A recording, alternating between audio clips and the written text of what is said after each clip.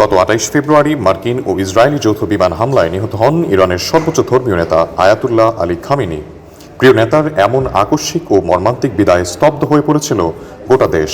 এবার Ayatollah Ali খামেনিকে শেষ বিদায় জানাতে 3 দিনের রাষ্ট্রীয় জানাজা ও শোক পালনের পরিকল্পনা করছে ইরান।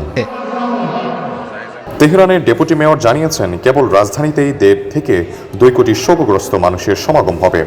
3 দিনব্যাপী এই বিদায় অনুষ্ঠানের অংশ হিসেবে তেহরানের শোক যাত্রাটি অন্তত 24 ঘন্টা স্থায়ী হবে বলে জানা গেছে। রাজধানীর গ্র্যান্ড মুসাল্লা অথবা ইমাম খোমেনির মাজার প্রাঙ্গণে প্রথম পর্বের বিদায় শেষে মরদেহ নিয়ে যাওয়া হবে পবিত্র শহর কোমে। সেখান থেকে শেষ বিদায়ের জন্য মরদেহ পৌঁছাবে খামেনির জন্মস্থান মাশহাদ শহরে। নিজের শেষ ইচ্ছা এবং ঘনিষ্ঠদের পরামর্শ অনুযায়ী মাশহাদের ইমাম রেজা আলাইহি সালামের মাজারে সমাহিত হবে এই মহান নেতার। মাশহাদের এই বিদায় অনুষ্ঠানে বাংলাদেশ, পাকিস্তান, আফগানিস্তান, ভারত সহ দক্ষিণ এশিয়ার লাখ লাখ ভক্ত অনুরাগী অংশ নিতে পারেন বলে জানিয়েছে ইরান সরকারের কর্মকর্তারা। তাদের বিশেষ নিরাপত্তা ও ব্যবস্থাপনার প্রস্তুতি নিচ্ছে IRGC।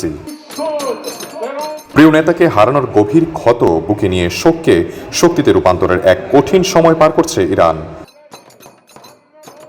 Saiful Islam, desk report, জনতার খবর।